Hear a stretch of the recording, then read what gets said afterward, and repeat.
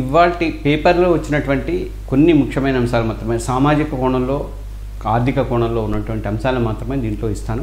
Political అంశాలు అంటే అందరూ ఇస్తున్నారు కాబట్టి, కానీ ప్రతి ఒక్కళ్ళు ప్రతి ఇంట్లో చర్చించుకోవాల్సిన అంశాలు మాత్రం ప్రాధాన్యత ఇస్తూ నేను ఈ వీడియోలు అనేవి చేస్తున్నాను. ముఖ్యంగా ఇవాళ ఈనాడులో వచ్చింది, ఈనాడు పేపర్లో 7వ పేజీలో వచ్చింది, మూడు ముళ్ళ బంధానికి మూడో గండం అని ఒక ఐటమ్ వచ్చింది. చాలా మంచి ఐటమ్ ఇది. ఆలుమగల గొడవల్లో కుటుంబ సభ్యుల జోక్యం, పోలీసుల కౌన్సిలింగ్లో దంపతుల ఆవేదన. ఇది చాలా చోట్ల మన చుట్టుపక్కల మన కుటుంబాలలో జరుగుతున్నటువంటి చాలా ఒక సినిమా కూడా వచ్చింది, రాజేంద్ర ప్రసాద్ సినిమా ఏదో ఒక సినిమా కూడా వచ్చింది, ఒకటి ఝాన్సీ జోక్యం చేసుకుంటుంటుంది, అలాంటిది ఏదో సినిమా వచ్చింది. అలానే అంటే భార్యాభర్తల మధ్య మూడో వ్యక్తి ప్రవేశించి నీకేం తక్కువ, నీకేం నువ్వు సంపాదిస్తున్నావు, ఆయన సంపాదిస్తే మాత్రం నువ్వు ఆయన కంటే ఎక్కువ సంపాదిస్తున్నావు, అలా అంటే ఆమెకి నూరు పోయడం కానీ అతనికి నూరు పోయడం కానీ ఇలాంటి సందర్భాలు అనేవి చాలా చోట్ల జరుగుతున్నాయి. ఇవి ఇప్పుడు ప్రస్తుతము ప్రతి చోట కౌన్సిలింగ్లో పోలీసుల దగ్గర కౌన్సిలింగ్లలో దంపతులు ఇదే చెప్తున్నారట, మూడో వ్యక్తి వల్లే మాకు ఇబ్బంది వస్తుంది, మేమిద్దరం బాగానే ఉన్నాం అని చెప్పేసి. ఇలాంటివి అంటే అరే నువ్వు మగాడివి వెనకడిగేస్తే లోపు అవుతావు, ఆ తర్వాత నీ ఇష్టం ఆలోచించుకో, సేమ్ అనమాట ఆ సినిమాలో జరిగినట్టే జరుగుతున్నాయి. నీకేం తక్కువ, ఆడపిల్లవైనా బాగా చదువుకున్నావు, మీ ఆయనకంటే ఎక్కువ సంపాదిస్తున్నావు, ఒకసారి తలుచుకుంటే జీవితాంతం మళ్ళీ ఇది భరించాల్సిందే నువ్వు తలదించుకుంటే అని చెప్పేసి ఇట్లా ఆలుమగల మధ్య తలెత్తిన గొడవలను సరిదిద్దాల్సిన పెద్దల నోట నుంచి వస్తున్నటువంటి మాటలకు ఉదాహరణ ఇవి. ఎన్నో ఏళ్ళు సంసారాన్ని ఇందిన అనుభవంతో తప్పప్పులు పంచుకోవాల్సిన పెద్దలు ఇలాంటి మాటలతో రెచ్చగొడుతున్నారు. అటు తల్లిదండ్రులు బోత్ అబ్బాయి వైపు తల్లిదండ్రులు కానీ అమ్మాయి వైపు తల్లిదండ్రులు కానీ కొంతమంది, అందరూ అని అంటలేదు, కొంతమంది ఇలాంటి ప్రవర్తనతో చేస్తున్నారు. నేను ఒక సందర్భంలో కొన్ని చూశాను.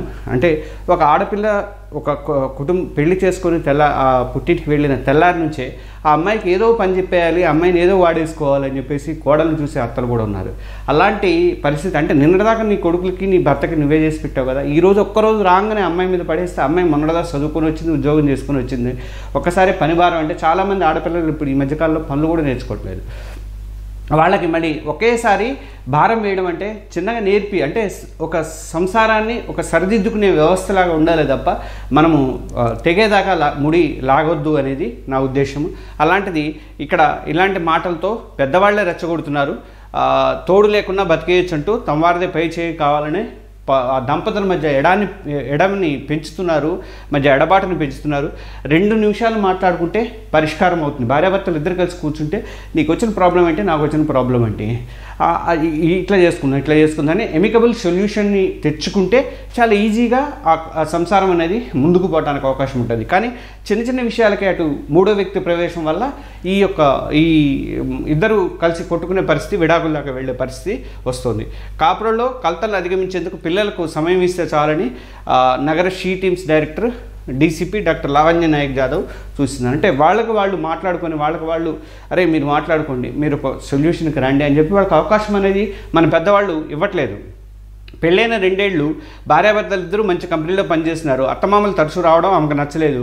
ఆఫీస్ పనితో పాటు ఇంటి పని కూడా పెరగడంతో, నేను ఇందాక చెప్పే కదా ఉదాహరణ, వాళ్ళు ఏం చేస్తారంటే అత్తమామలు వచ్చింది కోడలు నాకు చేయదా, ఉద్యోగానికి పోతే ఇదైందా అనే ఫీలింగ్ వస్తుంది. అలా రాకూడదు. ఎందుకు ఆమె ఉద్యోగం చేస్తే నీ కొడుకే పెట్టి ఇద్దరు కలిసి ఒక ఇల్లు కొనుక్కుంటారు, లేకపోతే పిల్లలకి డబ్బులు దాచుకుంటారు, ఇలాంటి పరిస్థితి ఉంటుంది కదా. అలాంటిది మనం కోడలు అంటే నీ కూతురు ఎలాగో నీ కోడల్ని కూడా అలాగే చూసుకునే పరిస్థితి ఉంటేనే కదా మనకి వాళ్ళిద్దరి సంసారం నడవడానికి అవకాశం అనేది ఉంటుంది. ఈ విషయాన్ని భర్తతో పంచుకోక ప్రతికూల సమాధానం రావడంతో పుట్టింటికి చేరింది. అత్తింటి వారు వేధిస్తున్నారని పోలీసులు ఫిర్యాదు చేశారు. ఇప్పుడు ఆమె ఎలాగైనా తమను కలపమంటూ పోలీసుల చుట్టూ తిరుగుతుందని మహిళ అంటే ఇట్లా చిన్న గొడవలకి ఇదైపోయిన తర్వాత మళ్ళీ అతుక్కోవడం, మళ్ళీ అతుకు పెట్టడానికి పెద్దలే ప్రయత్నించారు, కానీ వీళ్ళు అతుక్కోవడానికి మళ్ళీ ఇదైపోయి ఒకళ్ళొకళ్ళు పశ్చాత్తాపడతాం, అయ్యో మనం ఇట్లా తప్పు చేస్తాము, చిన్నది అడ్జస్ట్ చేసుకుంటే పోయేది కదా అని ఈ భార్యాభర్తలకు ఎప్పుడు తెలుస్తుంది, చానాళ్ళు కోర్టుల చుట్టూ పోలీసుల చుట్టూ తిరిగిన తర్వాత తెలుస్తుంది. అదే ముందు అనుకుంటే ఈ ప్రాబ్లం అనేది ఉంటుంది. 40-50% దంపతులు మూడో వ్యక్తి జోక్యంతోనే సంసారాన్ని చేజేతులను నాశనం చేసుకుంటారని సైకాలజిస్ట్ చెబుతున్నారు. కొత్తగా పెళ్ళయి గిల్లి కజ్జాలతో తమ వద్దకు వచ్చేవారిని సర్దుకోమని చెప్పడం, మీరే చర్చించుకోవాలని తల్లిదండ్రులు సూచించడం కూడా ఉంటున్నాను. కొన్ని నేను ఈ పేపర్లలో వాటిలలో కూడా చదువుతున్నాను. కొన్ని చోట్ల మూర్ఖంగా ప్రవర్తించే ఆడవాళ్ళు ఉంటారు, మూర్ఖంగా ప్రవర్తించే మగవాళ్ళు కూడా ఉంటారు, కొట్టడం మాట్లాడి చేయడం కానీ. అది చాలా తప్పు. నువ్వు ఎమికబుల్ సొల్యూషన్, ఇద్దరు కలిసి మాట్లాడుకొని, ఇద్దరు కలిసి చర్చించుకొని, నువ్వు సంపాదిస్తున్నావు నేను సంపాదిస్తున్నావు కొట్టుకునే పరిస్థితి కాకుండా ఇద్దరు కలిసి కూర్చొని మాట్లాడుకుంటే ఉంటుంది. నేను పెద్దవాళ్ళందరికీ ఇదే సలహా ఇస్తా, మూడో వ్యక్తికి ఆ దంపతుల విషయంలో జోక్యం అనేది చేసుకోకూడదు. ఎప్పుడు జోక్యం చేసుకోవాలి మీరంటే, మరీ వాళ్ళు కొట్టుకునే పరిస్థితి వచ్చి దారుణమైన పరిస్థితులు ఉంటే తప్ప చిన్న చిన్న విషయాలను సర్దుకుపోయేటట్లుగా మీరు చెప్పగలగాలి. అంటే ఇదివరకు ఉమ్మడి కుటుంబాలు ఉండేవి, తాతలో తండ్రులు ఎవరో ఒకళ్ళు అటు వాళ్ళకి ఇటు వాళ్ళకి సర్ది చెప్పడం అనేది జరిగేది. కానీ ఇప్పుడు అట్లాంటి పరిస్థితి లేకపోయేసరికి ఇట్లా ఈ గొడవలు అనేది సంభవిస్తున్నాయి. కలహాల కాపురం సర్దుబాటే పరిష్కారం. నగర కమిషనరేట్ పరిధిలో 7 హైదరాబాద్ నగర కమిషనరేట్ పరిధిలో 7 మహిళా ఠాణాల్లో 7 మహిళా పోలీస్ స్టేషన్లలో 400 నుంచి 500కు పైగా ఫిర్యాదులు ఇవి వస్తున్నాయట నెలకి ఇలాంటివి. తర్వాత ఎక్కువగా జీవిత భాగస్వామితో సర్దుకులేకపోవడం, అనుమానం, సామాజిక మాధ్యమాలు, సోషల్ మీడియా, తర్వాత సెల్ ఫోన్లు, బాధ్యతారాహిత్యం, కుటుంబ సభ్యుల జోక్యమే ఈ గొడవలకు కారణమని చెప్పేసి షీ టీమ్స్ డీసీపీ అయినటువంటి డాక్టర్ లావణ్య నాయక్ చెప్తున్నారు. ఇది ఖచ్చితంగా మూడో వ్యక్తి జోక్యం అనేది అనవసరం. నేను చెప్పా కదా, ఏదైనా కొట్టుకునే పరిస్థితిలో లేకపోతే కొట్టాడనో లేకపోతే ఆమె కొట్టిందనో లేకపోతే ఇట్లాంటి గొడవలకే తప్ప మామూలుగా అయితే వాళ్ళని సర్దుకునేటట్టుగా ఇద్దరిని కూర్చోబెట్టి మాట్లాడటం, ఇలాంటి కౌన్సిలింగ్ ఇవ్వడము, లేదంటే మీ వల్ల కాకపోతే ఏదైనా సైకాలజిస్ట్ దగ్గరికి వెళ్ళి వాళ్ళ దగ్గర కౌన్సిలింగ్ ఇప్పించడం అలాంటివి చేయాలి తప్ప మనం ఒక పుల్లేసి సంతోషపడాలనే ప్రయత్నాన్ని మానుకోవాలని చెప్పేసి కోరుతున్నా. అలాగే ప్రతి అత్త కానీ వాళ్ళ కోడల్ని తమ కూతుర్ని ఎలాగ చూసుకుంటున్నారో అలాగే చూసుకోవాలి. అటు కోడలు కూడా అత్త తనకు భారం అని చెప్పేసి అనుకోకుండా ఆమెని ఒక అత్తను కానీ మామని కానీ భారం అనుకోకుండా వాళ్ళు మన కుటుంబ సభ్యులు, మా నాన్న మా అమ్మని ఎలా నేను చూశాను వీళ్ళని అలాగే చూసుకుంటా ఇప్పుడు